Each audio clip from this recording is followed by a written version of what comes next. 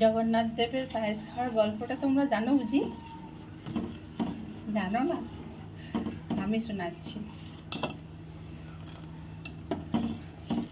একজন বউ ছিল, ঠিক আছে? ওর কবু পুরী যাওয়া হয়নি, কিন্তু ওর মনে খুব ইচ্ছে ছিল যে সে জগন্নাথের ভোগ রান্না করবে। কিন্তু জগন্নাথের ভোগ রান্না করবেই বা কী করে?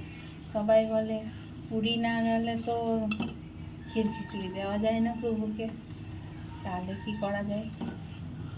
সে মনে মনে করলো, ঠিক আছে, আমি ভোগ না হয় নাইবা দেবো, কিন্তু তবু আমি রান্না করব পায়েস। ওর এত ইচ্ছে ছিল, কেউ করলো, রান্না করলো। ঠিক জগন্নাথের পুজোর দিন সে দুধ নিয়ে আসলো, চাল নিয়ে আসলো, একটু চিনি নিয়ে আসলো, আর পায়েস বানালো। ঘরে ছিল চিনি, তবে ঘরের চিনি ছোঁয়াছুঁয়ি হয়েছে বোধহয়। সে বলল, না, আমি খুব ভক্তি মনে বানাবো এটা, আমি ভোগে এটা চাপাই বা না চাপাই, তবে ওটা আমি স্নান টান করেই রান্না করবো। তারপর রান্না করলো। রান্না হচ্ছে গরম গরম পায়েস, পায়েসটা ঠিক হয়ে এসছে। তারপর সে গ্যাসটা বন্ধ করলো, আর তখনই দরজায় কে যেন ঠক ঠক করে বললো, কাকিমা, ও কাকিমা, খুব পায়েসের গন্ধ আসছে গো, তোমাদের ঘরে বুঝি পায়েস হয়েছে? একটা ছেলে এসে বলল। সে বলল, তুমি কে বাবা? দরজা খুলে বলল বউটা, তুমি কে? আমি এই পাশ দিয়েই যাচ্ছিলাম, তবে পায়েসের গন্ধ পেয়ে আমি আর থাকতে পারলাম না, আমার না পায়েস খেতে ভীষণ ভালো লাগে, তা তুমি কি আমাকে একটু পায়েস দেবে? তো বললো বউটা, আচ্ছা দেবো, এসো। সেই বাচ্চাটিকে ঘরে নিয়ে এসে বসালো, আর তারপর সে একটা বাটিতে করে একটু পায়েস নিয়ে বাচ্চাটিকে নিজের হাতে পায়েস খাওয়ালো।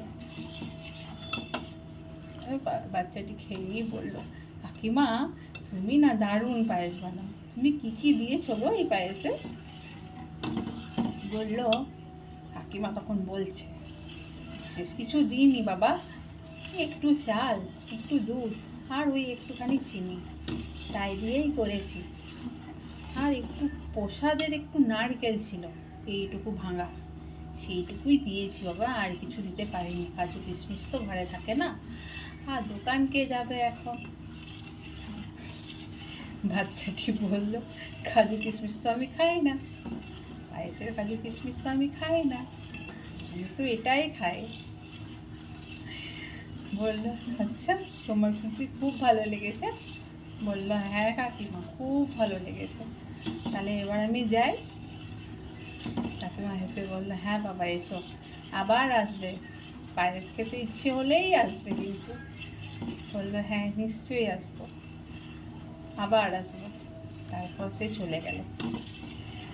চলে যাওয়ার পর যেখানে বাচ্চাটি বসেছিল সেখানে দেখলো, এ কি, তো ফুল পড়ে এখানে, এটা কি? তখন দেখলো জগন্নাথ দেবের পায়ের ছাপ, আর সে গড়াগড়ি দিয়ে তখন কাঁদতে লাগলো, আমার এই পুরা করে গেল। সত্যি মনের ইচ্ছে যদি কারো হয় না, আর মনের ইচ্ছে দিয়ে যদি কেউ খুব ভালো মনে যদি কেউ কাউকে খাওয়াবার ইচ্ছে থাকে, নিশ্চয়ই সে এসে খেয়ে যাবে, স্বয়ং ভগবান এসে খেয়ে যাবে। এই গল্পটা কিন্তু বানানো নয়, মিথ্যে নয়, সত্যি কথা, ঠিক আছে? প্রমাণ তো আর নেই, আগেকার তো যেরকম মোবাইল টোবাইল ছিল না, আর অত প্রুফ রাখাও যেত না, বাস তাদের মনের যে সত্যি কথা সেটা কিন্তু তার চোখ মুখ দেখেই বোঝা গেল। এই গল্পটা যখন আমাকে শুনিয়েছিল সে, তার চোখ দিয়ে কিন্তু ঝলঝল করে অশ্রু জল বয়ে যাচ্ছিল, তখনই বুঝতে পারলাম সত্যি এটা সত্যি। তারপরে পায়েস প্রত্যেক বছর রান্না করতো। প্রত্যেক বছর রথযাত্রার দিন পায়েস রান্না করে ছোট বাচ্চাদের খাওয়াতো। কারণ ছোট বাচ্চাদের মধ্যেই আছে নারায়ণ।